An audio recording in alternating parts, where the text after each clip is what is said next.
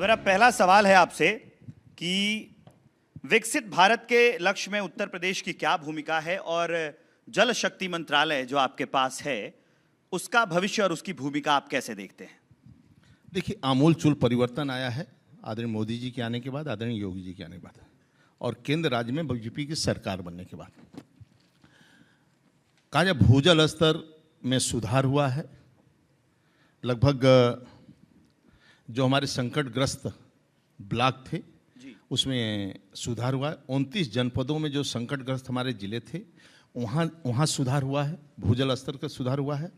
और कहा जाए कि आपके माध्यम से मैं ही कहूँगा, उत्तर प्रदेश जितने भी हमारे तालाब हैं, उत्तर प्रदेश क्या है 2030 में पानी का संकट खड़ा होगा जब जनसंख्या हमारी बढ़ेगी, आबादी है।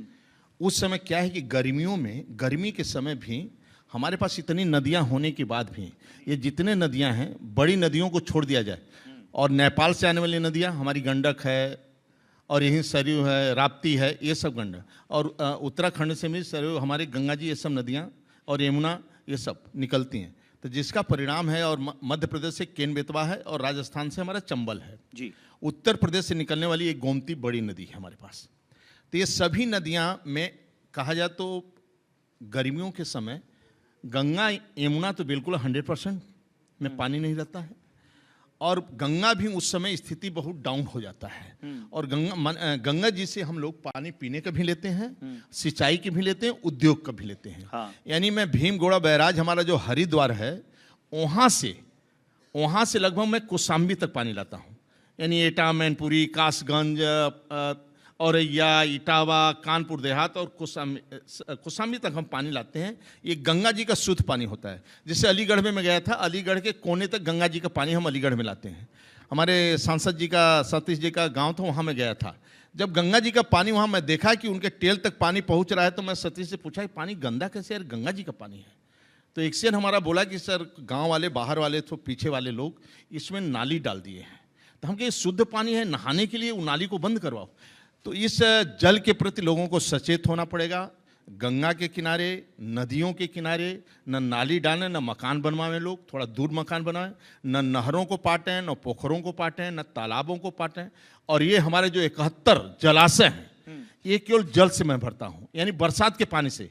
71 जलाशय से हमारे जो बड़े बड़े जलाशय हैं, हमारे 71 जलाशय ललितपुर, झांसी और मिर्जापुर और हमारे सोनभद्र में जो हमारे जलाशय हैं, इन्हीं जलाशय से पानी, जैसे इस बार जरगो और हमारे सभी जलाशय पहली बार इस बरसात में, पहली बार अभी तक के। आपका जवाब बता रहा है कि आपके पास एक बहुत बड़ा रोड मैप तैयार है। मेरा सवाल ये भी है, जल की स्वच्छता का जो मुद्दा है वो बड़ा अहम है, वो चुनावी मुद्दा भी होता है, सरकार उसको लेकर जाती है, कोट करती है, जैसे आप कोट कर रहे हैं।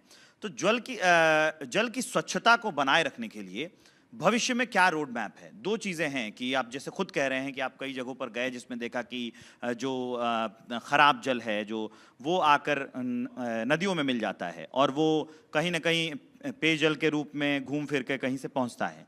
तो उसको साफ करने के लिए आगे का रोड मैप क्या है? इस जन आंदोलन बनना चाहिए और जनता जनार्दन को सरकार के साथ एक सहयोग करना चाहिए। देश का प्रधानमंत्री बनने के बाद पहली बार आप ध्यान होगा कि अपने हाथ में फावड़ा उठाया था जी। 80 घाट कितना गंदा था और फिर वो नॉमिनेट करने गए, इसलिए वो जन आंदोलन बना स्वच्छता।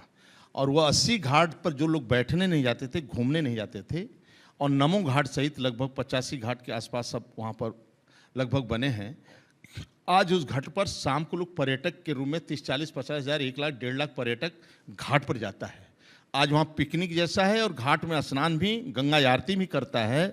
और स्वच्छता हरिद्वार से लेकर बलिया तक गंगा जी में गिरने वाली वो पूरा जो गंदा है उसको एसटीपी के माध्यम से और जन जागरण के माध्यम से, और गंगा के किनारे होने खेती योग्य जो भूमि है वह ऑर्गेनिक हो, प्राकृतिक खेती हो, किसी प्रकार का मिलावट न हो और अंदर न पहुँचे, इसके लिए जन जागरण होता है। माननीय मुख्यमंत्री के साथ बैठक होती है सभी का, और हम लोग सचेत भी हैं।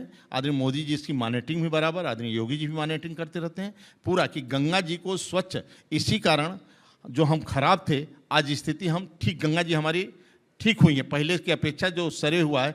इसी कारण आप देखेंगे 68 करोड़ लोग और 22 करोड़ लोग अभी स्नान माघ मेला में करके गए, जो डुबकी लगा कर गए। इसका ये प्रमाण पत्र है कि हमारी गंगा आज के डेट में स्वच्छ है और इसी तरह बनी रहे। इसमें जनता जनार्दन का, हम सबका बहुत बड़ा सहयोग चाहिए और सभी को लगकर पानी को बचाना, एक एक बूंद। जैसे आप पानी इसमें आया, मैं पूरा पी लिया।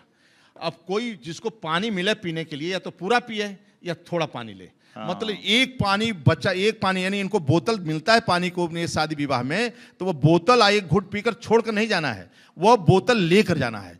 दुनिया के अंदर लैट्रिन का पानी का ट्रीटमेंट होकर पानी पीने को सप्लाई हो रहा है।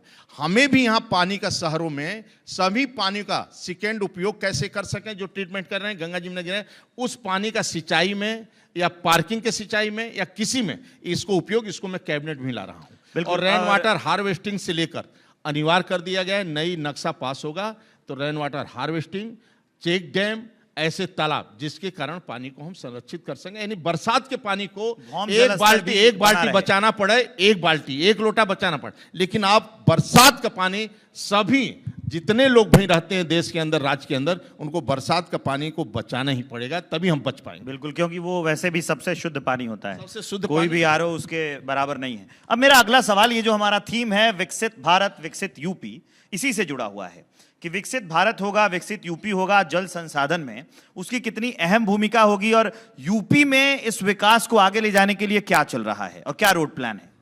देखिए, कृषि आधारित राज्य और देश में है और कृषि पर ही आधारित है और कृषि पानी से संबंधित है, उद्योग भी पानी से संबंधित है, फैक्ट्री। इसलिए मैं सिंचाई विभाग उसके लिए उस समय लक्ष्य कितना आएगा, जल तो कृषि की आत्मा है, उसके लिए उसी ने कृषि जब तक जल नहीं रहेगा।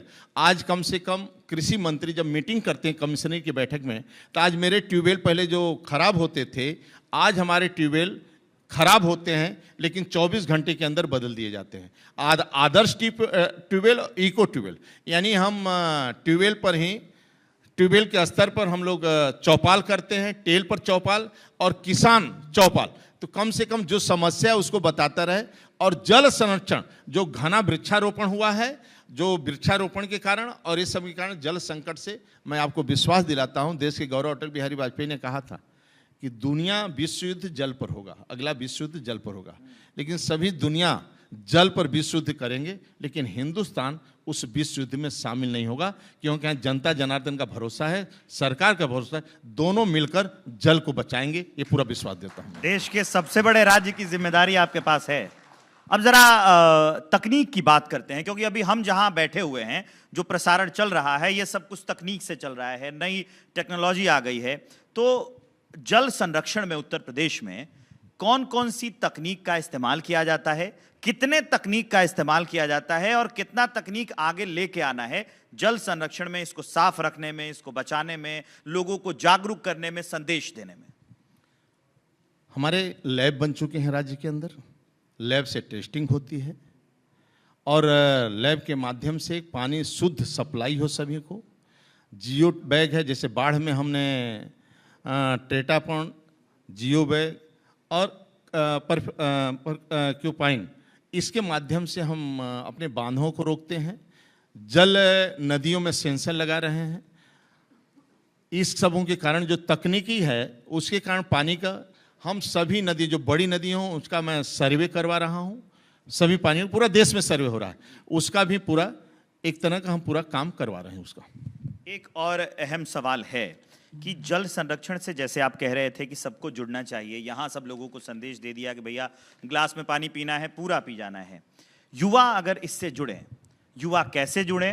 क्या युवाओं को, कहते हैं ना कि वो जिस ओर जवानी चलती है उस ओर जमाना चलता है, तो अभी का जमाना 2027 तक का जमाना, आने वाले सालों का जमाना, जैसे, हाँ एक मिनट, जैसे बोले थे जो हमने बाढ़ में तकनीक परक्यूपाइन, जियो बैग, जियो ट्यूब, ट्रेटापार्ड और कंक्रीट मैट्रेस, बैक्टीरियल ग्रास इत्यादि के कारण, जिसके कारण बाढ़ पर मैं कंट्रोल किया। आदरणीय, पहले सपा में ये बाढ़ के बीच में काम होता था और हम लोग जून में ही, मई जून में इसको कंप्लीट कर देते हैं। आते आते जून 15 जून तक इस काम को माननीय योगी जी का निर्देश रहता है कि 15 जून तक कंप्लीट, जिसके कारण भयंकर बाढ़ को, यानी 20-20 लाख क्यूसेक पानी चंबल से हमारे यमुना में आती है और गंगा होते हुए गाजीपुर होते लगभग उस समय रहता है, जैसे गंडक में 8 लाख 6 लाख पानी निकलता है, जिस समय बिहार के लिए लगता है कि हाहाकार, जैसे बंदे पर खड़े हुए।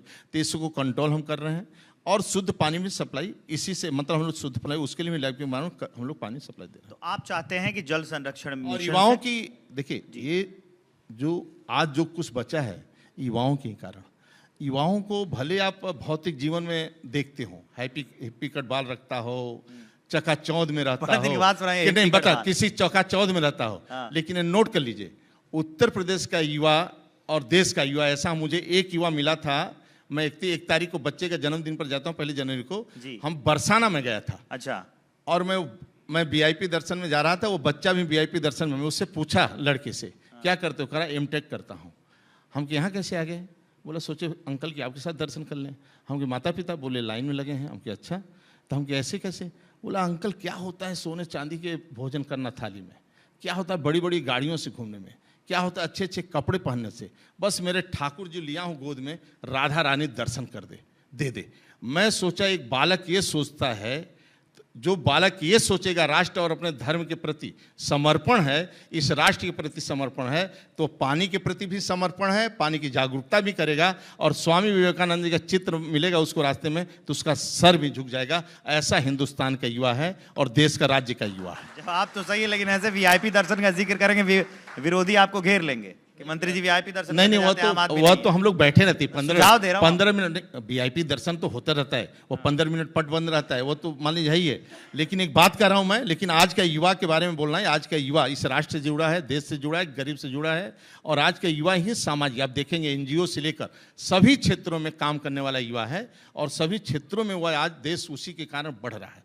आज आप देखेंगे अब आयु भी 25 साल का युवा 50 करोड़ का टर्नओवर करता है। पहले लोग तरसते थे, अपना अलग से कंपनी बनाकर काम करता है और देश के, नहीं तो चाहे सेना के क्षेत्र में काम करना हो, चाहे वैज्ञानिक के क्षेत्र में काम करना, चाहे तकनीकी में, ये युवा आकर देश को खड़ा कर रहा है और राष्ट्र से जुड़ा है। यह भी ईमानदारी से काम कर रहा, परिश्रम से काम कर रहा। जाते जाते एक आखिरी सवाल है आपसे कि आंकड़ों को इकट्ठा करने के लिए या फिर अगर इसको आसान भाषा में कहें तो जल संरक्षण में डिजिटलीकरण का कैसे आप फायदा उठा रहे हैं और कैसे ये डिजिटल दुनिया जो आगे बढ़ रही है उसका इस्तेमाल उत्तर प्रदेश में कैसे किया जा रहा है? पूरा हम डिजिटल से ही कर रहे हैं। पूरा पानी के सप्लाई से लेकर आप, हमारा जल सारथी ऐप है, एक नल खराब हो, एक पाइपलाइन खराब हो, तुरंत डाउनलोड, ये सही जानकारी दे रहे हैं आप, जल साथी ऐप। जल ऐप सारथी है हमारा, आप उसको डाउनलोड कर सकते हैं और जो भी खराबी हो शिकायत कर सकते हैं और शिकायत का तुरंत निस्तारण भी होगा। शिकायत के बाद निस्तारण तुरंत भी है। निस्तारण, हाँ, टेल तक पानी नहीं पहुंचता है, आप शिकायत करिए, हेलो किसान पर हमारा नंबर है और आप शिकायत करिए और वह तुरंत टेल तक हम पानी सप्लाई करेंगे और नहर की सफाई रखेंगे और वह साल भर में नहर की सफाई, जिसके कारण आज जल के क्षेत्र में अधिकांश आप देखेंगे इतना बड़ा काम, क्योंकि मेरा प्रतिदिन का जवाबदेही है। यानी बाढ़, रोज पानी चाहिए, रबी खरीफ में, अब जायज में भी पानी चाहिए। पहले एक फसल के लिए पानी बना था, आज 3-3 फसलों के लिए पानी दिया जाता है और पीने के लिए पानी, उद्योग के लिए पानी, और यहाँ तक कि नल का टोटी खोलकर भैंस में भी लोग धोते हैं और मोटरसाइकिल में धोने लगे और भूसा का चारा भी करने लगे। केवल पीने के लिए पानी है, न कि इस पानी को बाकी बचाना, इस पानी को कैसे संरक्षित रखें, सुरक्षित रखें, ये हम सबकी जिम्मेदारी है और सभी लोगों को चलना पड़ेगा। हम अपनी जिम्मेदारी निभा भी रहे हैं और आगे निभाते भी रहेंगे। हमसे बातचीत करने के लिए, इस चर्चा का हिस्सा बनने के लिए आपका बहुत बहुत धन्यवाद सतन देव सिंह जी। देखिए, जल है सागर और यही बेहतरीन बात जो है वो आज स्वतंत्र देव सिंह की तरफ से रखी गई कि पिछले कुछ सालों में 2016 के बाद से अगर हम बात करें तो जो पानी है वो कैसे साफ हुआ और कैसे वहां पर टूरिज्म भी लेकर आए नदियों के पास। देखिए, बिल्कुल जल केवल संसाधन नहीं बल्कि प्रदेश की आर्थिक और सामाजिक स्थिरता है। मैं पिछले लगभग 15 दिनों से काशी में था मंत्री जी, और मैंने प्रयागराज के हर एक घाटों को मैंने देखा। वाकई में घाटों पर वो सफाई थी, वह स्वच्छता थी जो हम भारतीयों ने कभी उम्मीद की थी। तो बहुत बहुत शुक्रिया मंत्री जी का। अब हम स्मृति चिन्ह भेंट करके सम्मान प्रकट करेंगे। आमंत्रित करते हैं उन लोगों को।